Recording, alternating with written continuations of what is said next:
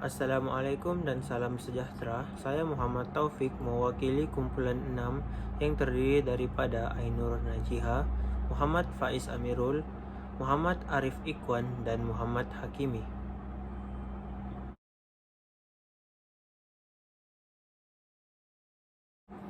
Dalam video ini saya ingin menerangkan tentang tugasan yang telah diberikan berkaitan penghasilan poster. Tajuk poster yang kami ambil ialah liberalisme. Berikut merupakan isi-isi kandungan yang terdapat di dalam poster berkenaan liberalisme yang kumpulan kami telah buat. Terdapat 7 isi kandungan di dalam poster liberalisme ini. Yang pertama adalah abstrak, yang kedua objektif kajian, yang ketiga metodologi, yang keempat pengenalan, yang kelima hasil kajian, yang keenam kesimpulan, dan yang ketujuh rujukan. Kandungan yang terdapat di dalam abstrak menceritakan serba sedikit berkenaan definisi terhadap liberalisme itu sendiri. Liberalisme merupakan salah satu aspek moral dan politik yang menekankan pada gagasan kebebasan dan kesamarataan terhadap lelaki dan perempuan. Liberalisme juga merupakan fahaman yang telah wujud sejak sekian lama. Terdapat 4 objektif terhadap kajian yang dilakukan. Yang pertama adalah mengkaji pengertian fahaman liberalisme, yang kedua mengkaji sejarah-sejarah fahaman liberalisme, yang ketiga mengkaji tentang implikasi fahaman liberalisme dalam kehidupan sosial, dan yang terakhir mengkaji dan menghuraikan kajian kes liberalisme di Malaysia. Manakala terdapat 7 metodologi yang digunakan dalam kajian ini. Yang pertama adalah membuat kajian awal terhadap fokus utama kajian, yaitu liberalisme. Yang kedua adalah menyediakan borang soal selidik. Yang ketiga adalah membuat soal selidik, ujian, dan pemerhatian. Manakala yang keempat pula mengumpulkan data. Yang kelima menganalisis data yang telah dikumpulkan tadi. Yang keenam pula membuat keputusan berkenaan data-data yang telah diperoleh.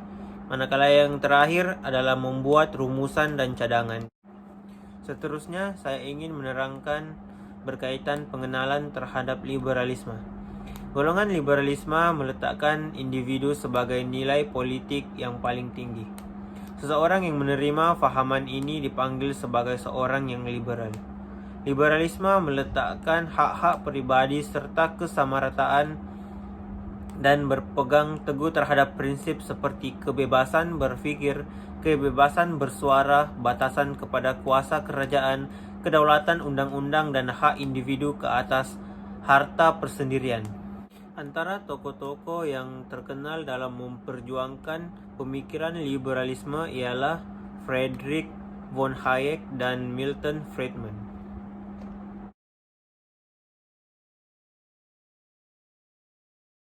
Menurut hasil kajian yang kami peroleh daripada 44 orang yang mengisi Google Form, kami mendapati seramai 75% daripada mereka yang mengatakan kekurangan konsep pemikiran liberalisme adalah mewujudkan suasana masyarakat yang punah dalam kalangan remaja. Daripada 44 responden tersebut, seramai 54.5% tidak bersetuju sekiranya konsep pemikiran liberalisme dilakukan di Malaysia. Kesimpulan yang dapat dibuat terhadap kajian ini adalah pemikiran liberalisme hanya membawa lebih banyak kesan buruk berbanding kesan baik.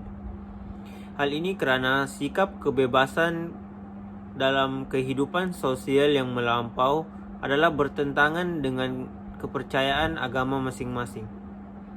Banyak kes yang menjadi muka depan akhbar yang melibatkan budaya liberalisme, seperti seks bebas, di bawah pengaruh alkohol, pembunuhan, dan sebagainya. Pendidikan yang perlu diterapkan kepada remaja sejak kecil lagi mengenai keburukan budaya liberalisme dari segi agama maupun kehidupan. Tidak dinafikan, Budaya liberalisme ini memang dilarang dalam agama Islam, tetapi ramai lagi anak muda ataupun remaja Islam yang terpengaruh dengan budaya ini. Akhir sekali, ini merupakan antara rujukan yang kami gunakan dalam membuat kajian ini. Itu saja dari kumpulan kami. Sekian, terima kasih.